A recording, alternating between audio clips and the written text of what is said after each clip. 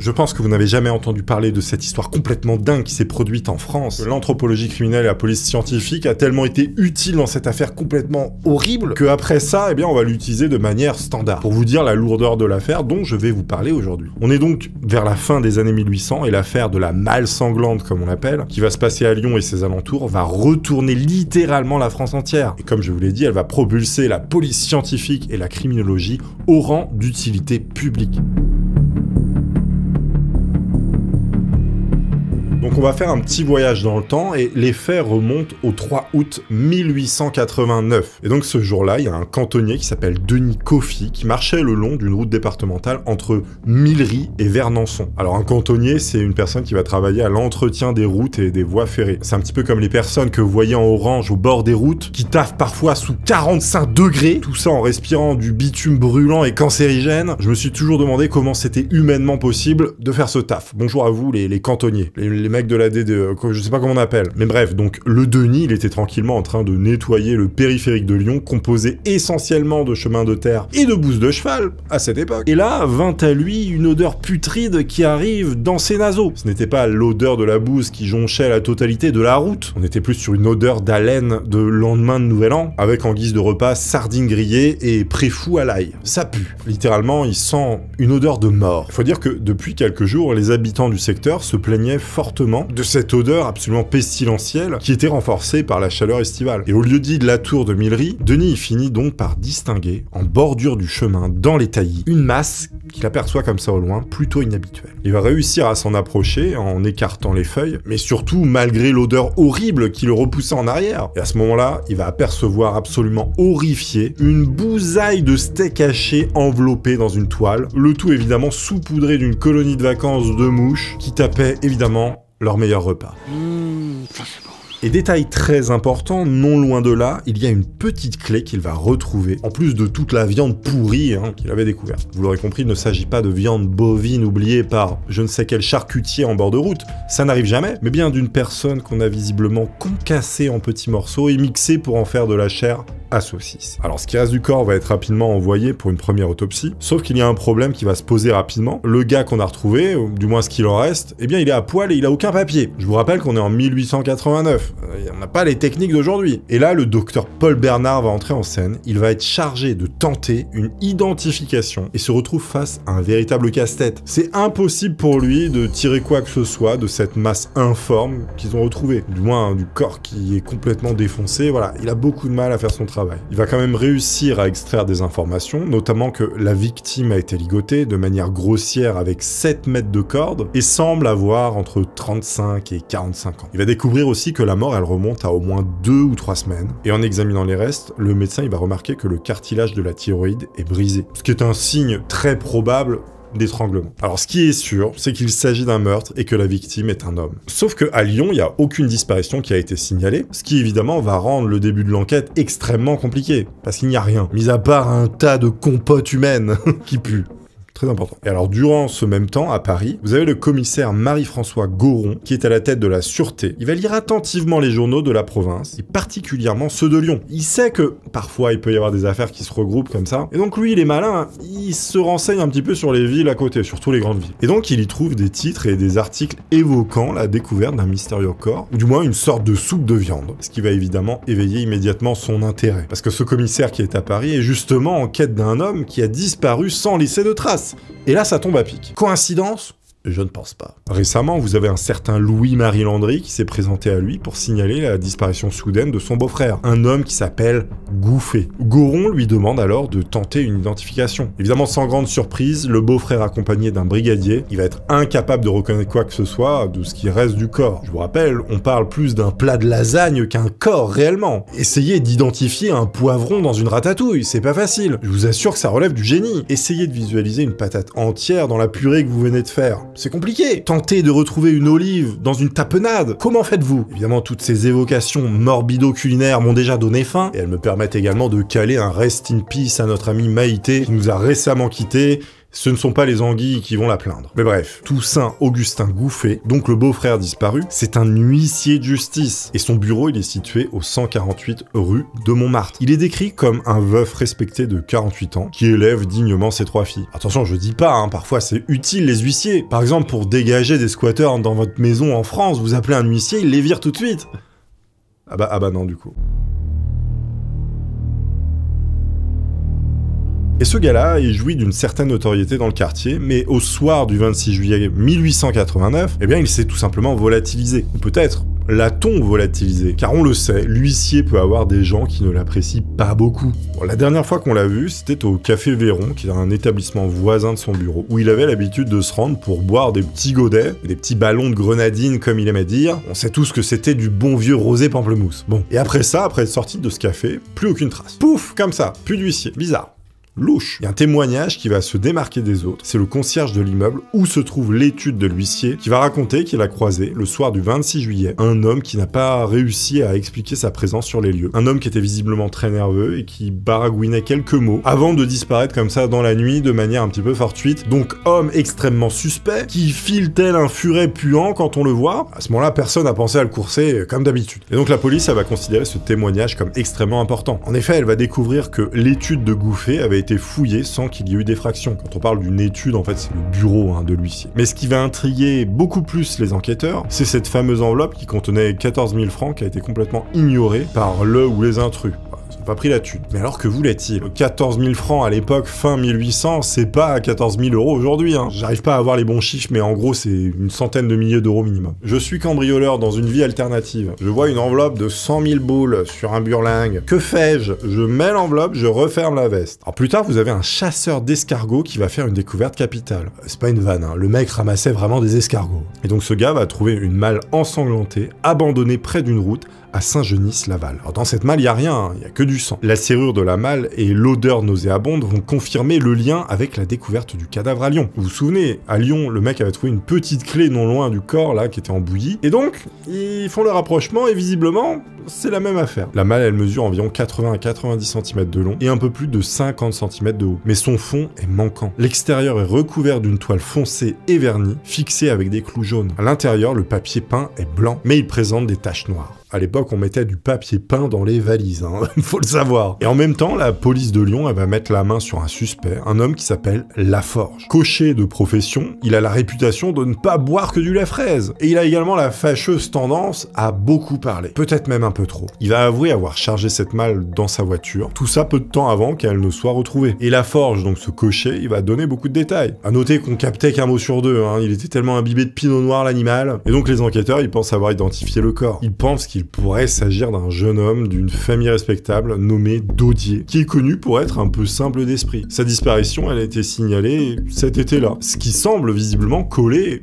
avec leur découverte. Sauf que voilà, Daudier va être retrouvé. Donc il est pas mort, c'est pas lui. Et il est bien vivant, il est dans une auberge à Nice. Tout ça en train de se murger la gueule au comptoir. Il est comme ça. Il y a un policier qui vient le voir qui lui dit vous n'êtes pas mort, monsieur? Et Daudier, il est là avec son Ricard. Bah non, ça va. Donc Daudier, c'est pas lui. On sait pas ce qu'il foutait à Nice, il s'était barré dans un troquet pour picoler. Bon, évidemment, Daudier est très surpris d'apprendre sa mort dans les journaux. Il se dit mais attendez, je suis vivant, je peux encore boire de l'alcool. À noter que vu la gueule de son foie, il avait déjà un pied dans la tombe. Donc le type, il était calé dans un bar au fin fond de Nice en train de manger des cacahuètes à l'urine et de boire un Cointreau vodka pomme. Aucun problème. La légende raconte qu'après ça, le mec n'a plus jamais bu d'alcool. Imaginez, on vous annonce votre mort alors que vous n'êtes pas mort. Tu te touches, c'est là, je suis un fantôme. Non, non. C'est ce qu'a vécu notre ami Daudier. J'adore ce prénom, Daudier. Je suis Daudier de Nice. Quant à Laforge, donc le cocher, il va finir par avouer qu'il a tout inventé de A à Z. Et personne ne sait pourquoi il a fait ça. Un gros mytho. On doit reprendre l'enquête à zéro puisqu'il a emmené les enquêteurs sur une fausse piste, notamment vers Daudier, le trinqueur fou de Nice. Et donc l'attention des policiers, elle va se porter sur la fameuse malle, et plus particulièrement sur l'étiquette qui est attachée. Certains vont penser y lire année 1888, mais heureusement la compagnie ferroviaire Paris-Lyon-Marseille, elle conserve tous les bons de registre, et en épluchant les départs de colis depuis Paris, ils ne trouvent rien pour 1888. En revanche, en creusant un petit peu plus, ils vont découvrir qu'un colis de 105 kg a bien été enregistré sous le numéro 1231 le 27 juillet 1889. Tout ça pour un voyage à bord du train numéro 3 pour un trajet Paris Lyon. Lyon-Perrache même. 105 kilos la malle, il faut croire que notre huissier ne mangeait pas que de la salade. Et très bizarrement, cette date, elle correspond à la disparition précise de notre huissier potentiellement mangeur de gaufres. Et donc l'enquête va se relancer, elle va donner une idée pour le moins originale au commissaire Goron. Attendez, mais Goron, c'est pas un méchant dans Zelda? Attendez, je vais aller voir. Ah non, c'est les bonhommes de pierre complètement dégueux là. On dirait des mi-étrons, mi-terre glaise. Au passage, Ocarina of Time, meilleur jeu de tous les temps, je veux rien savoir.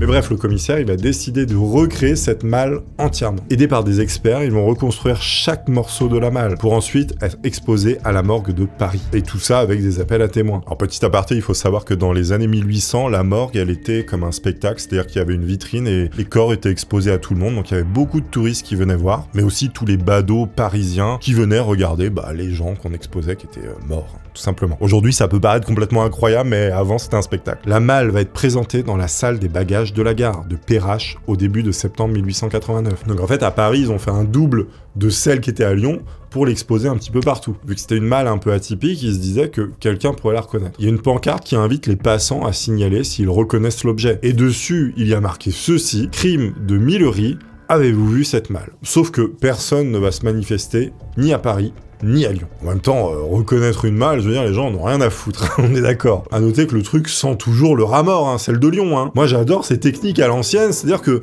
vous prenez une pièce à conviction qui est toute pourrie, pleine de sang, qui pue la mort, et vous l'exposez comme ça au public. Ça, c'est la France que j'aime, vous voyez? C'est cette France, la vraie, là. Tu mets la malle bien pourrave, là. Bon, le fameux commissaire Goron, j'ai toujours l'image des Zelda, là, et aussi son adjoint, l'inspecteur Jaume, ils sont convaincus que le cadavre est celui de l'huissier Gouffé. Là, il commence à y avoir peu de doute, parce que bon, il y a quand même beaucoup de faisceaux qui mènent vers ça. Faisceaux d'indices, je suis professionnel. Mais pour en être sûr, eh bien, il leur faut des preuves et donc une seconde autopsie. Et c'est là que va intervenir le médecin Alexandre Lacazagne, qui est un éminent professeur de médecine légale à la faculté de Lyon, dont les recherches font avancer la discipline à grands pas. Il va être assisté par le docteur Bernard, ainsi que des docteurs Saint-Cyr et Étienne Rollet. L'autopsie, elle va être réalisée dans un amphithéâtre de Lyon, et elle va attirer évidemment un public d'étudiants et de professionnels qui est très curieux de voir qu'est-ce qui va se passer, parce que cette histoire, elle commence à faire du bruit. Donc là, on est un petit peu sur l'équivalent du Cirque du Soleil, mais version bouillie de viande d'huissier, vous l'entendez, avec l'odeur qui va avec, je rappelle. À ce moment-là, les médecins, ils vont commencer à examiner le corps de manière externe, notamment en soulignant l'absence de visage et de peau, ce qui complique encore une fois l'identification.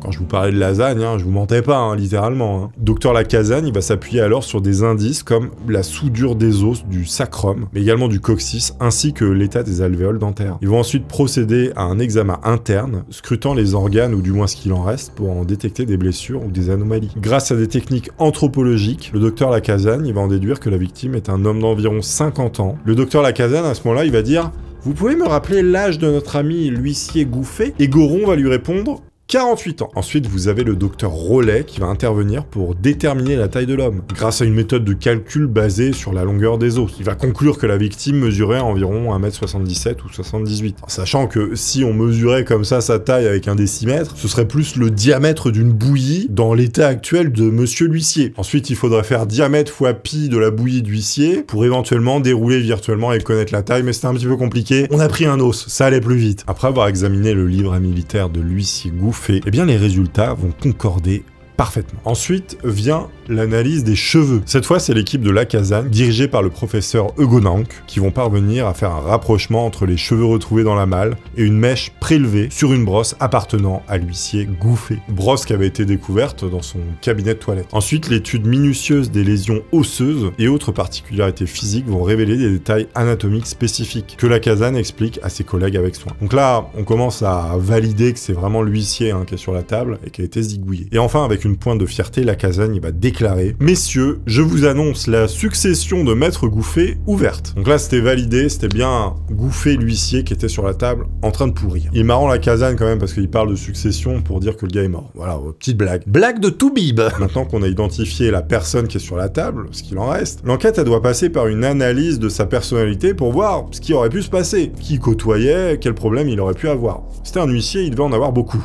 Goron, il va essayer de découvrir si, derrière l'apparence respectable de Toussaint Augustin Gouffé, donc l'huissier, se cachent finalement des affaires douteuses qui auraient pu le mettre en danger. Et en creusant, il va se rendre compte que Gouffé n'est pas seulement un homme d'affaires, c'est aussi un coureur de jupons notoire. Il avait la baguette... non, peut-être pas. Il lui arrivait parfois de déraper un peu, voilà, bon. C'était un gros porc. À ce moment-là, l'idée vient au docteur que Gouffé aurait pu être la victime d'un mari jaloux, par exemple. Le commissaire Goron, il va alors convoquer dans son bureau les maîtresses identifiées. Mais absolument aucune d'entre elles ne va donner d'indices solides. Et à ce moment-là, les événements vont s'accélérer. De retour à Paris, le commissaire Goron, il découvre sur son bureau une lettre venue tout droit de Londres. Et elle est signée par un certain Chéron, cuisinier à Gower Street, qui raconte avoir récemment hébergé un couple nommé Labordère. Ce couple avait avec eux une mâle qui, d'après Chéron, ressemblait bizarrement et plutôt énormément à celle que les enquêteurs avaient exposée au public à Lyon et à Paris. Du moins à Paris c'était un double, mais voilà, c'était la même. Les taux se resserrent un petit peu. Mais alors, qui sont ces personnes? En tout cas, ça sent pas très bon pour elles. La police, elle va commencer par fouiller la vie de Michel Hérault, et elle va dresser un portrait qui est plutôt sans appel. C'est un aventurier sans foi ni loi, au physique ingrat, et à la très mauvaise réputation. Voilà, c'est un rat. À noter que son mariage était un enfer pour sa femme qu'il trompait, maltraitait et abandonnait régulièrement. Son passé militaire n'était pas mieux, puisqu'il a déserté à plusieurs reprises. Bon, c'était un lâche, enfin, il avait tous les défauts du monde. Eh bien, ses magouilles et ses faillites frauduleuses l'ont conduit vers l'huissier, avec qui il semble avoir eu des relations relativement troubles. Et apparemment, il est même possible que l'huissier Gouffé n'était pas totalement clean et lui a rendu quelques faveurs, en échange d'autres faveurs. On découvre que ce Michel Hérault est un sale type et qui va finalement tenter de piéger l'huissier avec la faiblesse de l'huissier. Il a trouvé la faiblesse de Gouffé. Il sait que Gouffé est très sensible au charme des femmes. Et comme ça, il va mettre en place un plan absolument machiavélique. Notamment avec sa copine qui s'appelle Gabrielle Bompard. Cette jeune femme de 21 ans n'est pas une jolie fille et pourtant elle attire les regards. Elle a très mauvaise réputation et apparemment on la qualifie de petite sans valeur. Je ne fais que citer. Je vois pas trop ce... Enfin, bon, on imagine ce que ça veut dire. Goron et les enquêteurs, ils vont commencer à y voir clair, sauf qu'un problème se pose. Où sont Michel Hérault et Gabrielle Bompard? Eh bien, en janvier 1890, Gabrielle Bompard, elle va décider de quitter Michel Hérault et de rentrer en France. Et là, coup de théâtre, l'inspecteur Jaume va appeler Goron et lui dit « Monsieur, vous êtes attendu chez le préfet de police. » Et une fois là-bas, le commissaire Goron, il va pas en croire ses oreilles. On va lui dire « Bonjour commissaire ».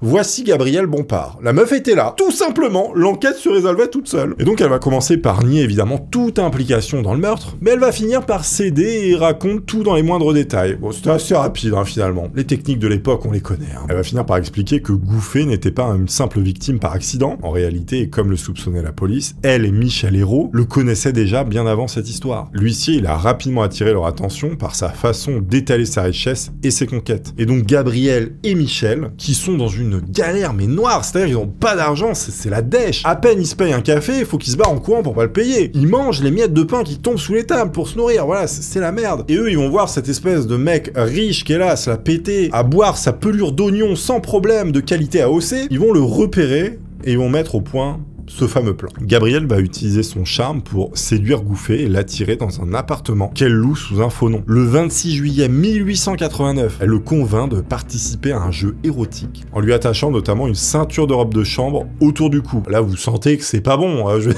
tu fais pas ça avec un inconnu, enfin c'est bizarre. Chacun fait ce qu'il veut, mais c'est bizarre. Tu te fais pas pendouiller le premier jour comme ça. Et ce que Gouffé ne sait pas, bien, c'est que cette ceinture est reliée à un système de poulies, et tout ça est fixé au plafond. Et soudain, il est soulevé d'un coup et étranglé par son propre poids. Pendant qu'il essaie de se libérer, Michel Hérault, caché à proximité derrière un meuble, il va intervenir, donc il va sortir. En fait, c'était lui qui avait tiré la corde, et là, il va l'abattre à main nue. Faut imaginer, le mec est pendu comme ça, il est là, il y a Michel Hérault qui arrive, et c'est une scène incroyable. Le jambon, quoi, tu vois, c'est...